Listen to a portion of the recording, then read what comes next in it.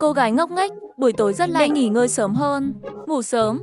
Thời gian trôi nhanh rồi, ngủ muộn một chút, thức dậy sớm một chút. Thời gian sẽ trôi chậm hơn. Sức khỏe của bạn vốn không tốt, đừng làm bản thân mệt mỏi. Lần sau đừng làm vậy nữa, sẽ có người đau lòng. Uống thuốc đi, tôi sẽ cho cô ăn.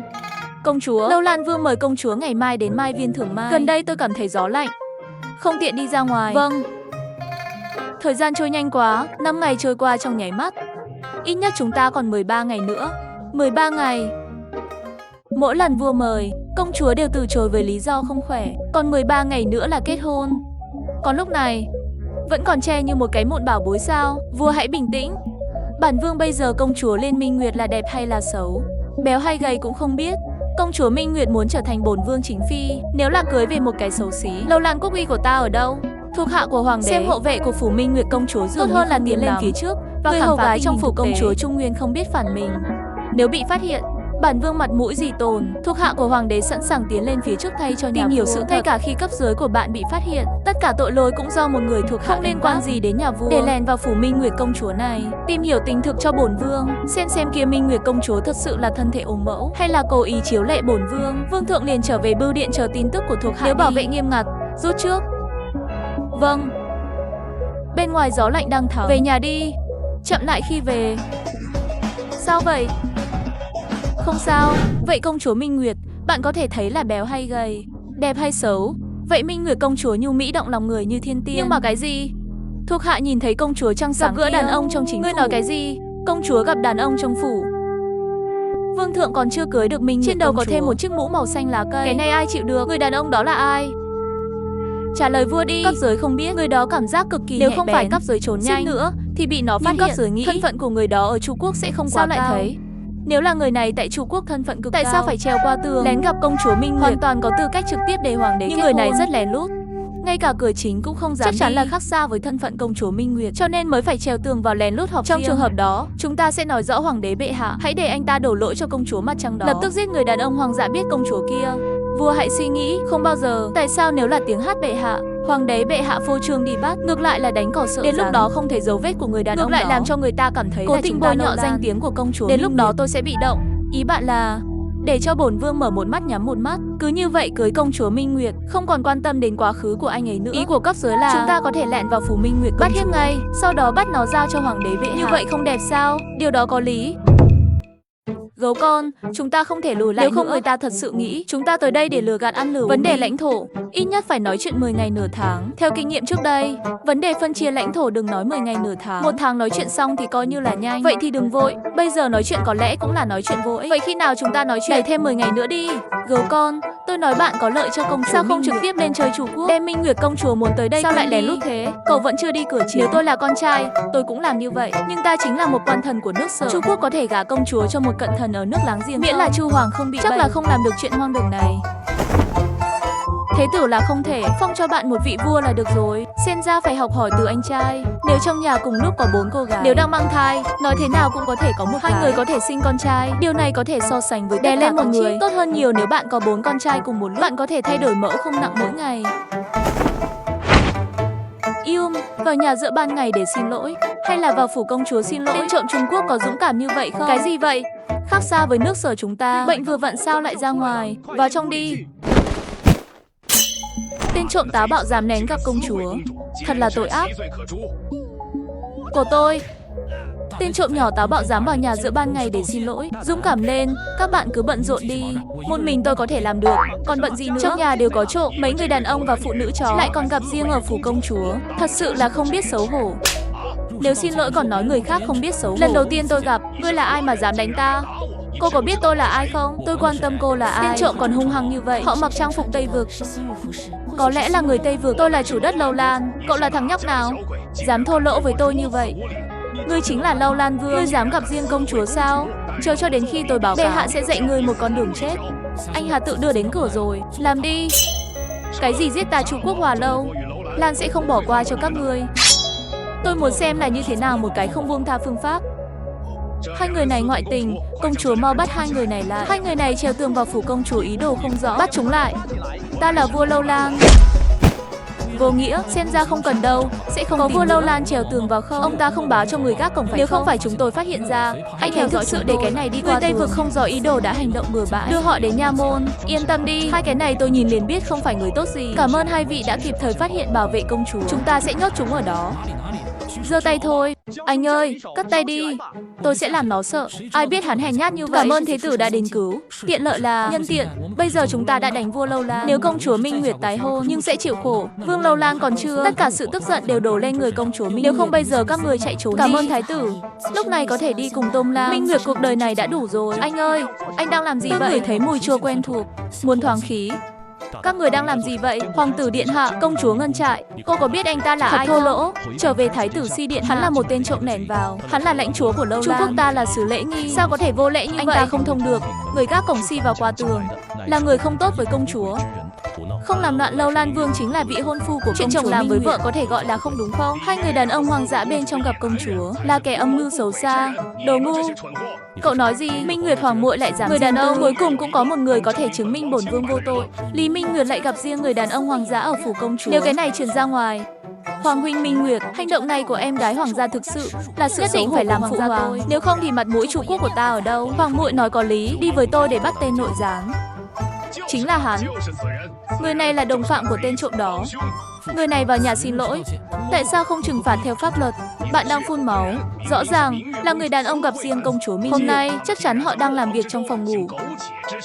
Vớ vẩn, cậu không phải vào nhà xin lỗi sao lại trèo tường vào? Tôi có thể nhìn rõ ràng. Vua làm vậy là để bắt kẻ ngoại tình. Ai có thể chứng minh? Có lẽ vua Lâu Lan không thể gặp công chúa. Muốn lẻn vào. Nhìn thoáng qua khuôn mặt công chúa cũng không biết. Nếu không phải Ben Phu Vi phát hiện ra kịp thời thì sẽ ngăn chặn. Không biết bạn sẽ làm gì với công chúa? Vậy? Thái tử điện hạ không được tin lời nói dối của người này. Rõ ràng là một người đàn ông khác đến trước. Hai chúng tôi đến đây để bắt gian lận. Cô có bằng chứng không? Những gì vua thấy là bằng chứng. Năm 77, anh không phải là bằng chứng. Cho dù anh nói đúng, sao anh lại ở ngoài này? Nhưng người đàn ông kia lại cùng công chúa ở trong nhà không lộ mặt. Ngươi dám nói ngươi không phải vì hai người bọn họ trông coi sao? Anh Tôm là chính, tôi là phó đại sứ. Nếu là sứ mệnh của chúng ta đã cứu công chúa cảm ơn trước có sai không? Bạn đang nói quá nhiều. Tôi vẫn còn lý do để lấy. Không giống như một số người, bạn không thể bạn và người của bạn dám theo bổn vương đến trước mặt bệ hạ tranh luận chính ta sao? Sao không dám? Một nửa thành phố, tôi gần như đã nghe thấy tiếng cãi vã của bạn. Chính xác thì tại sao? Hoàng đế bệ hạ, người này lén gặp công chúa ở trong phủ. Thần vốn định bắt với thuộc hạ. Hắn có đồng bọn.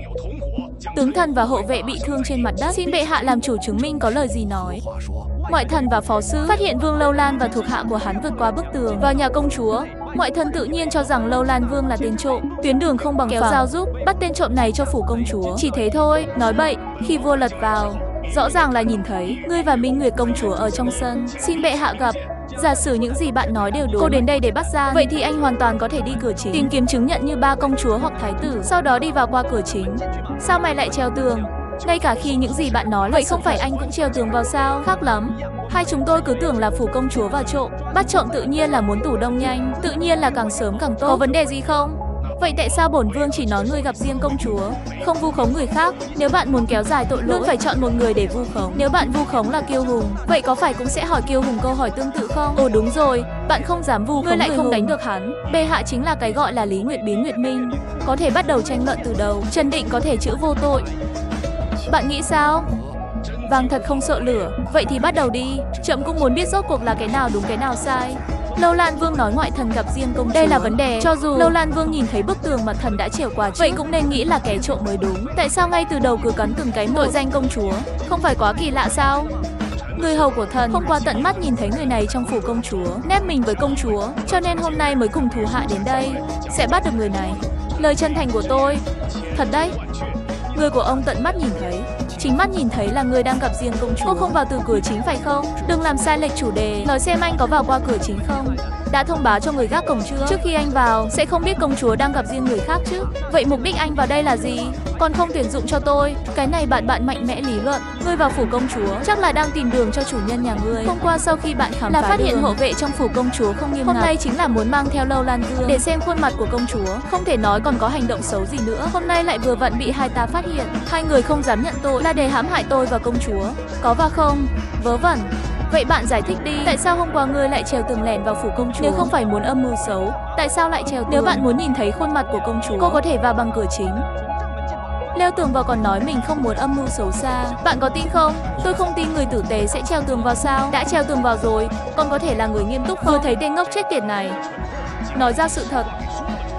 Hôm nay các ngoại thần Hạnh Nhi đi ngang qua gần phủ công chúa, phát hiện ra và hai người âm mưu xấu xa. Nếu không, con không biết bọn họ thầm nghĩ như thế nào đâu. Công chúa không sao, công chúa Kim Chi Ngọc Diệp làm sao có thể kết hôn với người xấu xa này?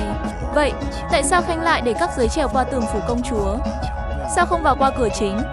Một người đàn ông có tâm như vậy, sợ là không đáng để công chúa phó thác cả đời. Bệ hạ phải suy nghĩ kỹ mới là phụ hoàng. Và tôi nghĩ Lâu Lan Vương chỉ là thân tình với Minh Nguyệt cho nên mới có thể phạm sai lầm như vậy. Ngày cưới sắp đến rồi. Minh Nguyệt hoàng muội trong lòng hạ nhân đã là chính phi của Lâu Lan Vương. Quan điểm của thần chỉ là chuyện vặt vãnh, không cần phải lên mạng như vậy. Lúc trước Lâu Lan Vương cùng con trai thần Minh Nguyệt hoàng muội mấy ngày nay thần nhiệm hoàn nhiên cho Lâu Lan Vương mới không chắc là em gái hoàng gia Minh Nguyệt cũng sẽ như vậy. Nay con trai thần thấy sắc mặt của em gái chắc là gió lạnh đã mấy ngày nay do vua Lâu Lan cùng với chị gái đi lại nhiều hơn ở thủ đô, chắc là hiểu lầm hôm nay sẽ sớm được đoàn tụ, sẽ không ảnh hưởng đến cuộc sống sau này giữa vợ chồng. Đúng vậy, hoa mận ở vườn mận của phụ hoàng không bằng để cho Lâu Lan Vương và Minh Nguyệt hoàng muội ngày mai cùng nhau đi bộ đến Mai Viên, cũng có thể tăng cường tình cảm giữa nhau. Như vậy, mấy ngày sau cho dù Minh Nguyệt hoàng muội xa cưới, Lâu Lan cũng không quá buồn. Vậy có nghĩa là xé nát một đời là một hành động vu khống. Là tự nhiên, Lâu Lan Vương biết được việc công chúa Minh Nguyệt cũng chỉ là nghe lời nói của thế gian mà thôi. Có lẽ thế gian chưa từng có hai tấm. Ngươi dám nói xấu công chúa sao? Thuộc hạ bối rối, chết tiệt. Thưa bệ hạ, thần muốn không nói. Sau khi trở về nhất định phải trừng phạt nghiêm khắc người này. Trả công chúa nhà tù, sợ là chỉ có Long Lan Vương Trường Tình mới có thể sửa chữa vết thương trong lòng chị. Không bằng ngày mai như lời em gái hoàng gia Ini hai người cùng nhau đi cùng nhau đến khi không có duyên. Thái tử nói có lý. Vương Lâu Lan là chồng tương lai của công chúa Minh Nguyệt, đi thêm một chút cũng được, nhưng mà tên hạ nhân này dám vu khống ta. Công chúa Chu Quốc trách móc công chúng vì chủ hộ của bạn. Trước tiên kéo xuống, ra 20 tài khoản trước khi tuyên án. Công chúa sợ hãi, tôi sẽ đưa công chúa về nhà trước. Lời này tệ quá, vua Lâu Lan là hôn phu của công chúa. Lẽ ra phải có Lâu Lan Vương đưa về. Tôi thấy quá khứ là bởi vì chính thức thân thiết với công chúa mới có thể để cho hắn tiểu nhân có chuyện này chính thức đi rồi, không phải chỉ trích sao? Không cần rắc rối, Minh Nguyệt muốn về một mình. Vậy cũng được, ngày mai, Lâu Lan Vương và Minh Nguyệt, Hoàng Mai cùng nhau đi vườn mận ngắm hoa, giải tán tâm. Nếu hiểu lầm không đã bằng tôi ngồi đông người cùng đến quán rượu uống một ly, cũng coi như là một ly rượu. Các vị phải cho ta mặt mũi này.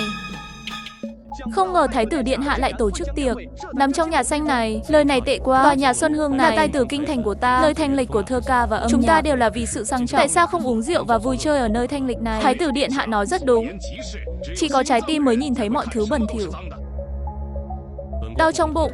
Tạm thời rời đi một bước, mọi người cứ nói đi. Thái tử Chu Quốc đi ra ngoài. Thái tử Chu Quốc sau khi ra ngoài lại không đi phòng bên mà là vào bên cạnh. Hắn cũng không tin mấy người này có thể nhịn không cãi nhau, chỉ để nghe sự thật của vấn đề. Lâu Lan của ta đã ở Tây Vực nhiều năm. Ngươi là người đầu tiên dám trêu đùa ta như vậy. Đùa tôi nói cho bạn biết, nơi này không thể bắt được. Tường có ta. Lâu Lan Vương tốt nhất nói chuyện chú ý một chút. Hôm nay đã nói rõ rồi. Thưa bệ hạ, mấy ngày nay bổn vương sẽ mỗi ngày mời công chúa ra ngoài ngắm hoa. Còn về sự xấu hổ khi nhà các bạn ở Lâu Lan sớm muộn gì cũng có một ngày ta sẽ báo thù. Mấy ngày nay, nếu bạn cảm động nửa sợi tóc của ta sẽ tự mình dẫn quân tiêu diệt ngươi. Tôi cũng giúp. Buồn cười, ngay cả ở độ tuổi của bạn cũng từng làm lính. Da bò sợ là muốn thổi vỡ rồi. Ta Lâu Lan diệt được 9 nước Tây Vực mới có thể giống như đinh bản đồ. Không biết vì nước nào sứ giả lại có chiến tích gì. Các tôi vì tuổi trẻ và thảm họa hủy diệt gia đình và đất nước. Chưa biết. Thật là lợi hại khi hủy diệt chính quốc. Chúng ta không thể. Đất nước ta từ khi thành lập cho đến nay cũng chỉ tiêu diệt một quốc gia mà thôi. Vậy thì bạn nên biết tôi là Lâu Lan cường thịnh. Chỉ là hai vị sứ thần dám nói chuyện thô lỗ, đe dọa Lâu Lan. Hôm nay nhà ngươi là nỗi nhục của vua ta. Nhà vua nhất định sẽ rửa sạch bằng máu của bạn. Nước Sở ta cho đến nay cũng chỉ diệt được một đồng. Nếu ai diệt nhiều quốc gia thì sẽ mạnh. Hôm đó phòng sau cũng không có mấy cái có thể so sánh. Biết là được rồi. Bạn nói bạn là nước nào?